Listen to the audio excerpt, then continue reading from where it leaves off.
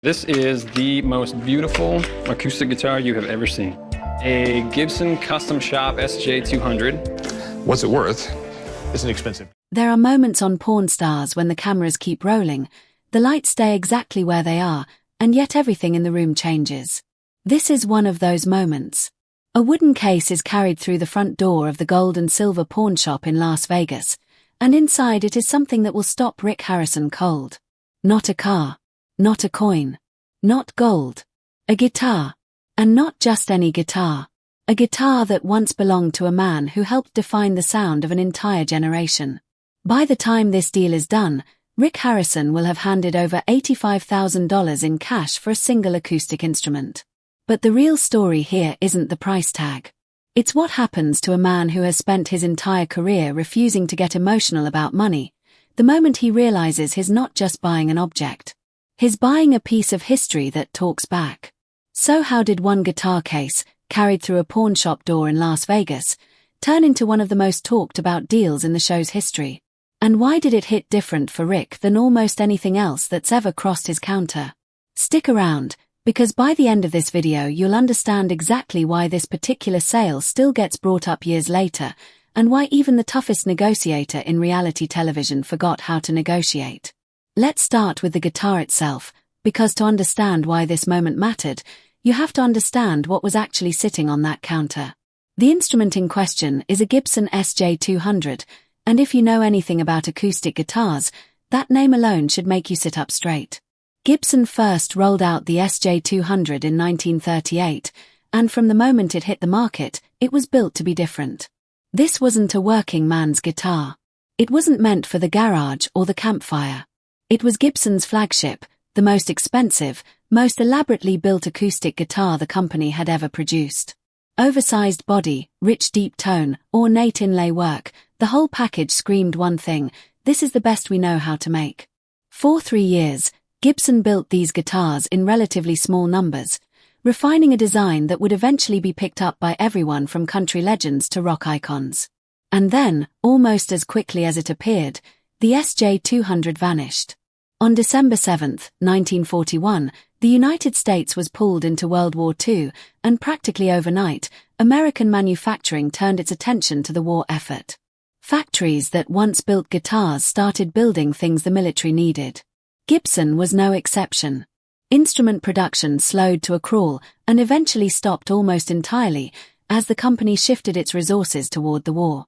That means every SJ-200 built before that shutdown is a snapshot of a very specific, very short window in American history. A guitar built in that final year isn't just old. It's a survivor of a production run that never really had the chance to grow. Guitar experts estimate that only a small handful of genuine 1941 SJ-200s still exist today, maybe a few dozen, maybe fewer. For serious collectors, finding one in playable condition is the kind of thing you talk about for the rest of your life. It's the guitar equivalent of finding a message in a bottle from a ship that sank 80 years ago, except this message in a bottle can still play a chord. So when a man named Landon walked into the gold and silver pawn shop carrying a hard case with exactly this guitar inside, the shop's resident instrument expert didn't need more than a few seconds to know what he was looking at. He held that guitar the way you'd hold something borrowed from a museum, turning it slowly, running his fingers along the wood grain, checking the joints and the bracing with the kind of care usually reserved for surgery. This wasn't a guess. This was recognition. The kind that happens instantly when you've spent years studying something and it finally shows up in front of you in the flesh. But rare on its own wasn't the whole story.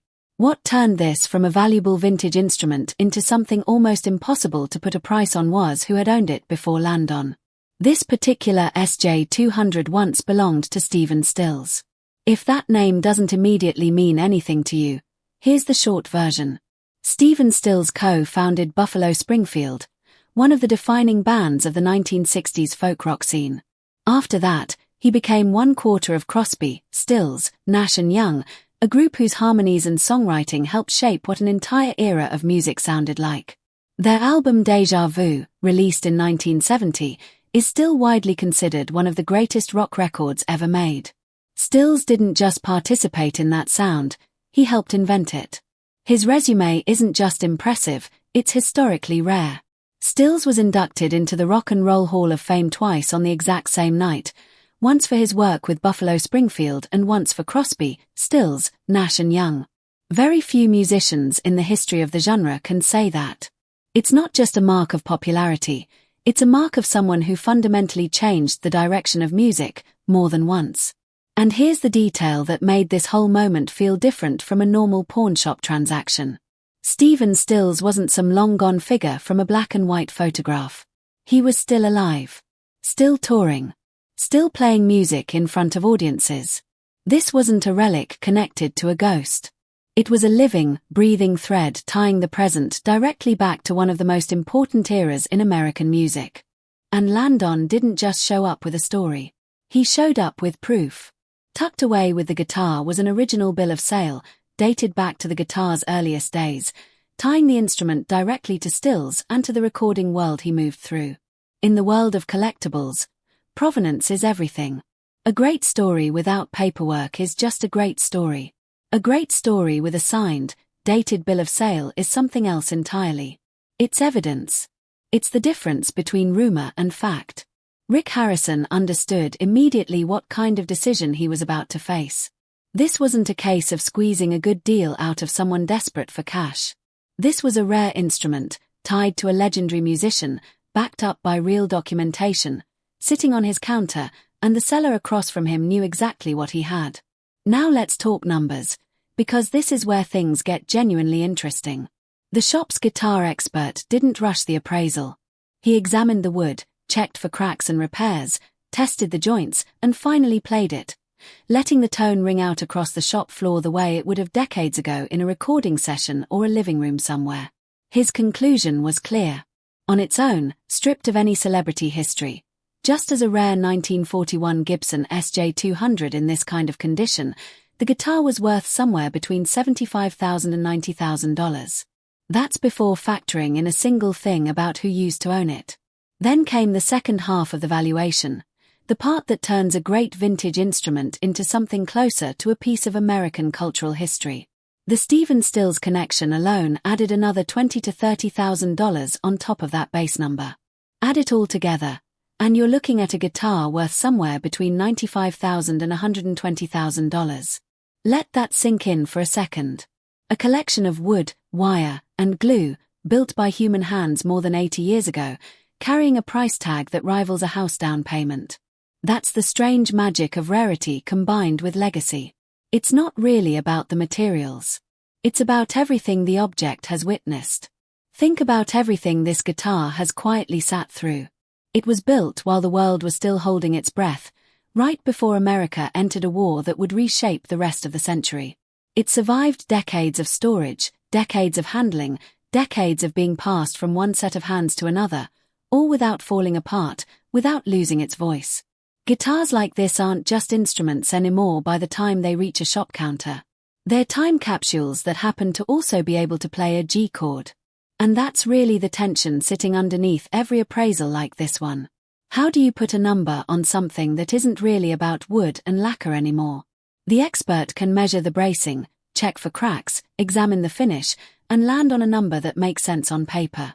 But the moment a name like Stephen Stills gets attached to the story, the math stops being purely physical and starts becoming emotional.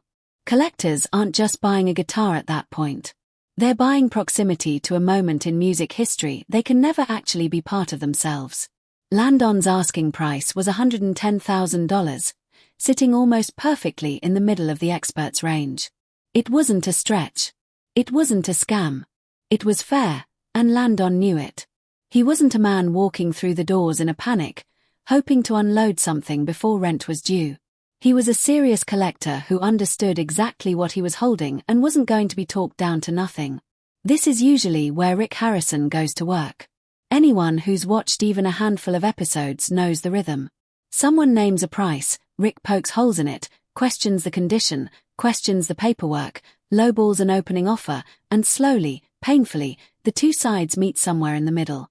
It's a dance everyone in that shop has done 1,000 times. But something about this negotiation played out differently. Rick still did his homework, because that's simply who he is. He asked about the documentation, examined the bill of sale line by line, checked the guitar's repairs and wear patterns, and brought in outside expertise to be absolutely certain about what he was looking at. That part never changes, no matter how much history is standing in front of him. Due diligence is non-negotiable. But watching him work through the pricing, something else was clearly happening under the surface.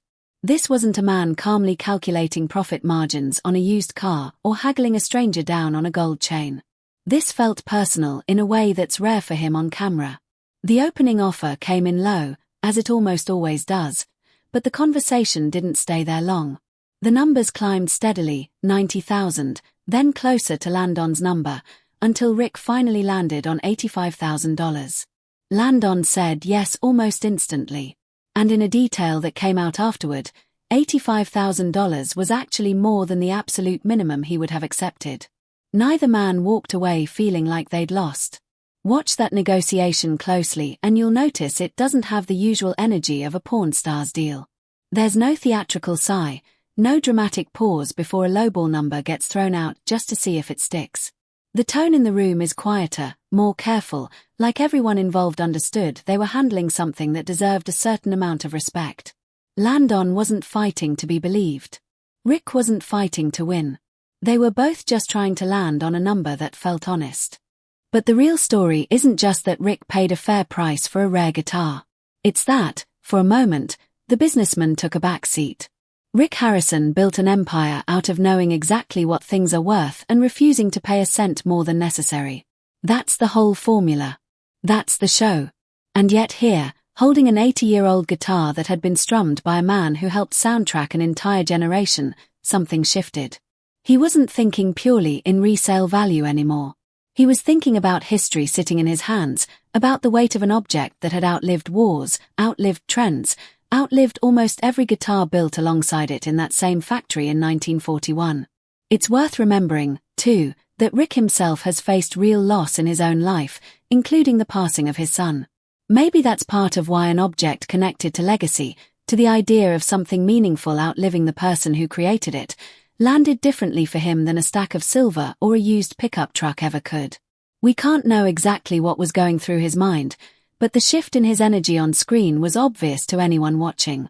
At the end of the day, Rick paid $85,000 for the Stephen Stills Gibson SJ-200. He knew, realistically, that he could likely turn around and sell it for more down the line. But in that moment, profit clearly wasn't the whole motivation.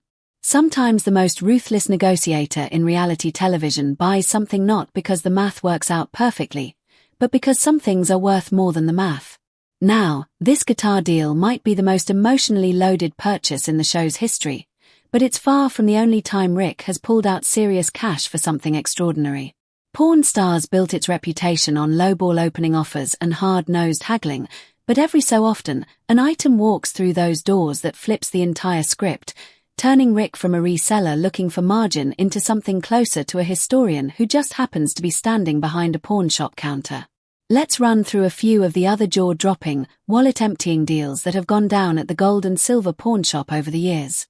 There was the time a customer walked in with over £200 of silver, the result of following his father's advice years earlier to put money into something tangible instead of paper investments.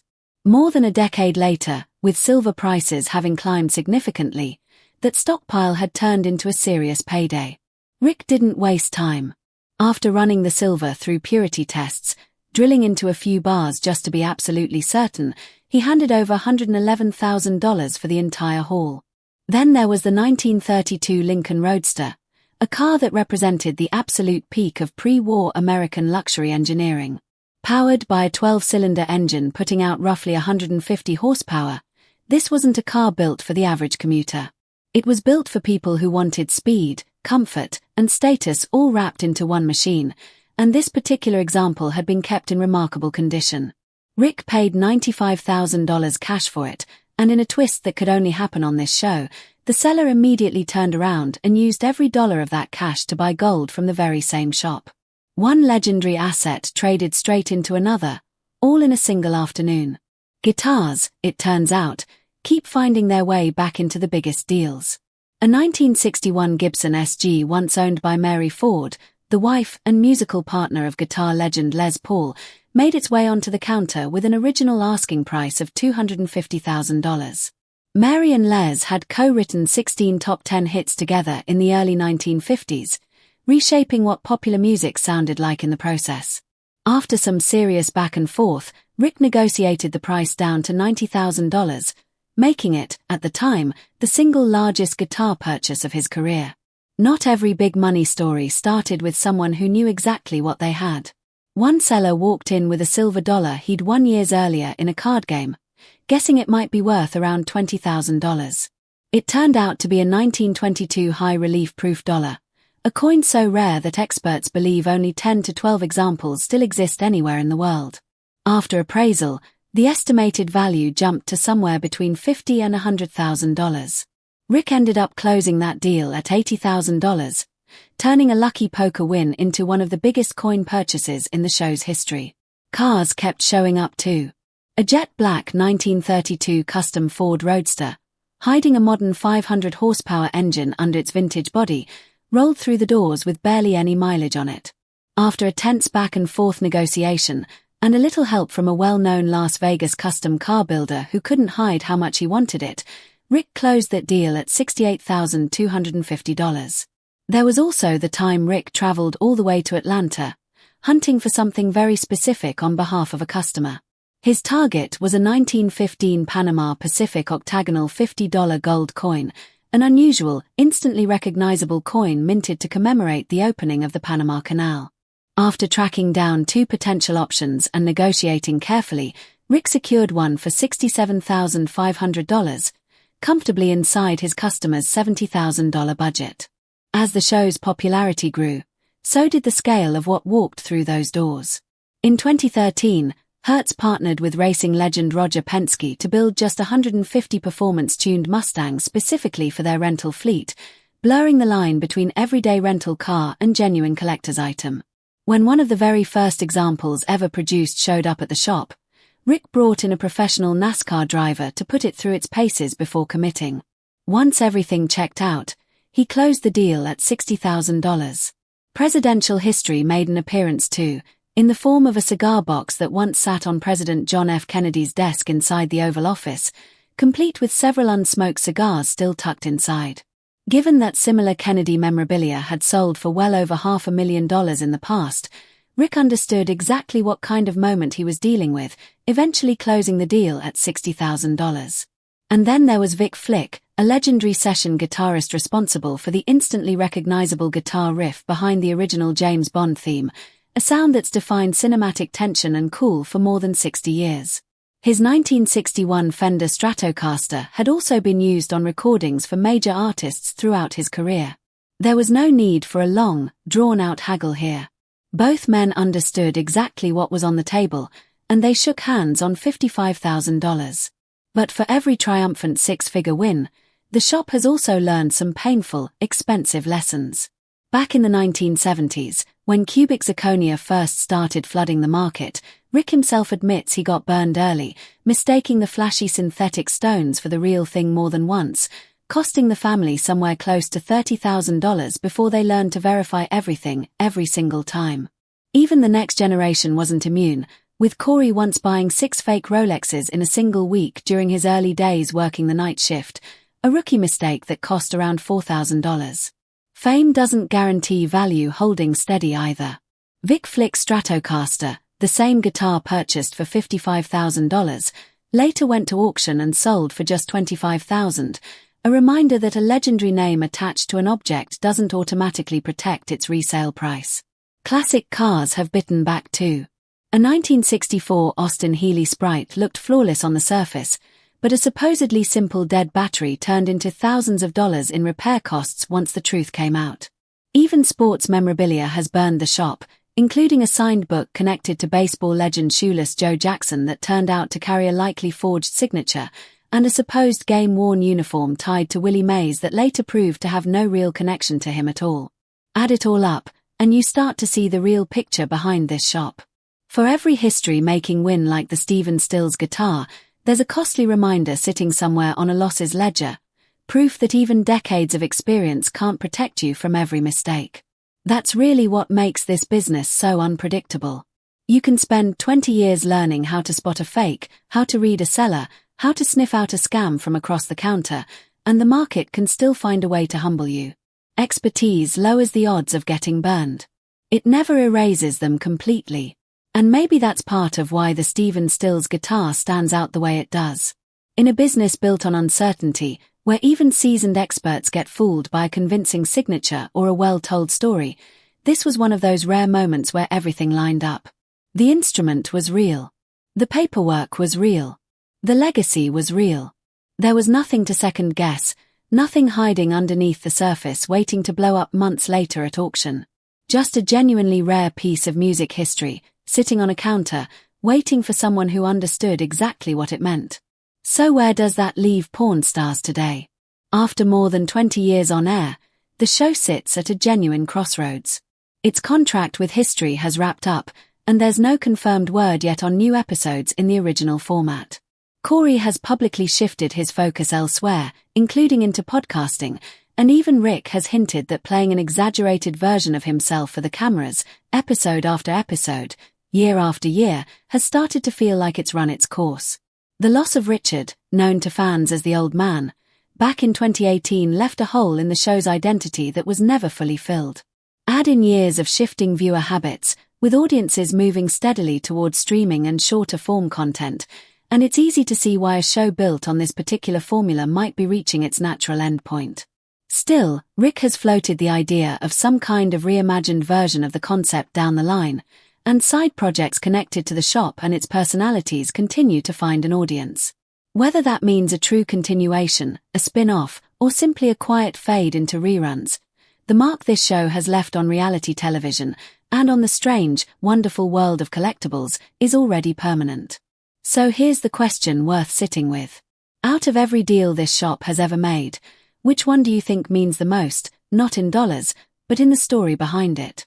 Would you have paid full price for a piece of history like that Stephen Stills guitar, or would you have tried to talk it down every step of the way?